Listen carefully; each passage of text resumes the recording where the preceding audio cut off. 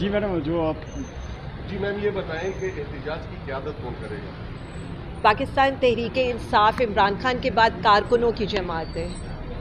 جب یہ سارا کچھ ہوا 9 مئی کے بعد اس پارٹی کو توڑنے کی کوشش کی گئی تو آپ نے دیکھا نہ ہمارا لیڈر ٹوٹا، نہ ہمارے کارکنین ٹوٹے، نہ ہمارے سوشل میڈیا وارئرز ٹوٹے اور نہ اوورسیز پاکستانی. تو میں ان سب کو خراج تحسین پیش کرنا چاہتی ہوں اور میں پاکستانیوں کو یہ بتانا چاہتی ہوں کہ یہ جو پاکستان تحریک انصاف اور عمران خان جنگ لڑ رہے ہیں نا، یہ ہمارے لیے نہیں ہے، یہ آئندہ آنے والے لوگوں کے مستقبل کے لیے.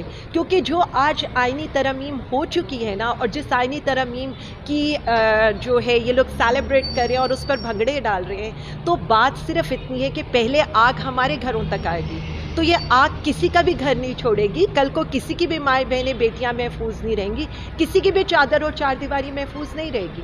تو اگر پی ٹی آئی اس وقت یا عمران خان اس وقت کسی کی جنگ لڑ رہا ہے تو وہ باقی پارٹیوں کی بھی جنگ لڑ رہا ہے، 25 کروڑ عوام کی بھی جنگ لڑ رہا ہے. تو یہ فیصلہ اب عوام کو کرنا ہے، انہوں نے حق سچ کا ساتھ دینا ہے یا اسی طرح محکوموں کی زندگی گزارنی ہے. ہم جو ہے نا اس وقت یہ جو 25 کروڑ غلام پاکستانی ہیں نا، ان کی آزادی کی جنگ لڑ رہے ہیں. وہ جو آزاد قیدی بیٹھا ہے نا اڈیالہ میں، وہ ہماری جنگ لڑ رہے ہیں ہمیں آزاد کرانے کی.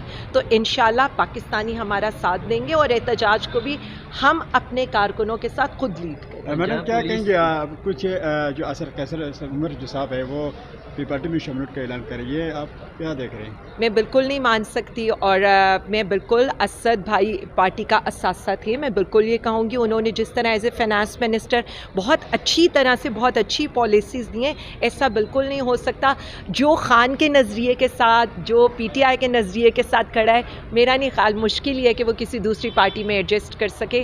اور عوام کے لیے صرف اتنا کہنا تھا، یہ نظریے کو ہرا نہیں سکتے، یہ ظلم کر سکتے ہیں بٹ یہ اس کو قید نہیں کر سکتے. تو جو پاکستان تحریک انصاف کے نظریے کے ساتھ کھڑا ہے وہ ڈٹ کے کھڑا رہے گا. اور انشاءاللہ تعالی اب جنگ اس چیز کی نہیں ہے کہ ہمیں خان تک رسائی چاہیے یا خان کو بہتر سہولیات چاہیے.